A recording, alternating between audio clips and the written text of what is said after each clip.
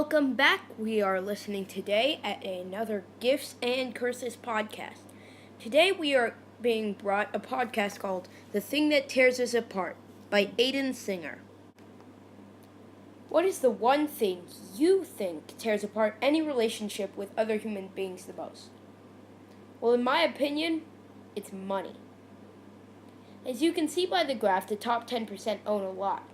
That shows how bad economic inequality is. Money started off in ancient China, but the concept started far before then. The concept of trading, getting what you want by giving something else, is what money is all about. Mesopotamia, the place where it all began, the first civilization. This is where trading was created. Trading was created about the 3rd millennium before Common Era. It was very popular. It was revolutionary to get what you wanted from someone else. The economy was not so corrupt, and so everything was good. Not many people were greedy, and everyone had their fair share of money. I'm not saying there weren't rich people, some of the royal families, but there weren't very, very poor people, like in America today. There were poor people, though. Comparing that civilization to today's in America wouldn't be too good. You see, in America, people think that they have to be at the top of the pile, the one with the most money. In doing this, they make the level of economic inequality in America keep on rising. The poor get poorer, and so do the middle class. Guess who gets richer? The top 0.01% of all Americans. That's saying that a small group of people tear apart their lives of fellow Americans just to claim more money for themselves. But have hope.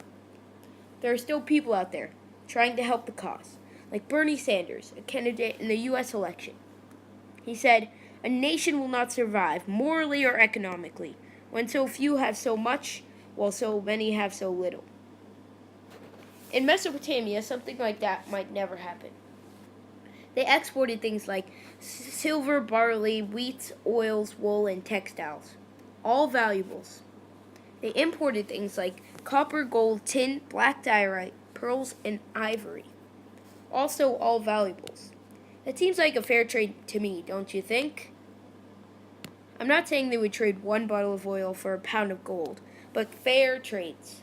The only bad part was the trade routes. I'm not saying the roads themselves were bad, but they were hot, open, and dry places in the places that they went through. The prime location for robbers. This shows maybe some people were greedy, the robbers, but I doubt it. I think the thieves were just making a living, even if it was a bit overkill. Humans have not been the best people throughout history, but we may get there in the future. Ancient China. This is where things get a little shaky. This is the time where currency was made. This is also where huge greed started. The first currency was shells, but after that it was a coin. The people of China would wear coins around their neck to show their wealth and power. I think it might have also been kept as a purse, an easy money access point. This currency allowed them a reliable way to buy and sell goods without exchanging items.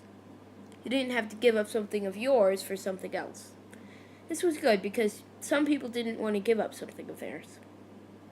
This also led to huge money hoarding, as well as the creation of illegal plans to get more money. Ancient China is basically a version of today, but on a lesser scale of greed. Today we have some people running Ponzi schemes, plans made to get more money. These people are often not caught, but I do not mean to promote Ponzi schemes. According to the Bernie Scandal wiki page, the largest scheme in recorded history is Bernie Madoff's scheme. His story goes to show you how much greed can cost you. Madoff was the chief executive chairman for the NASDAQ stock market. Then his greed took over and he wanted much more money. He traded stocks and bonds on Wall Street, now the world's biggest stock market. None of this was enough. Then he created a scheme to get money off of people. He did this by selling a specific type of stock.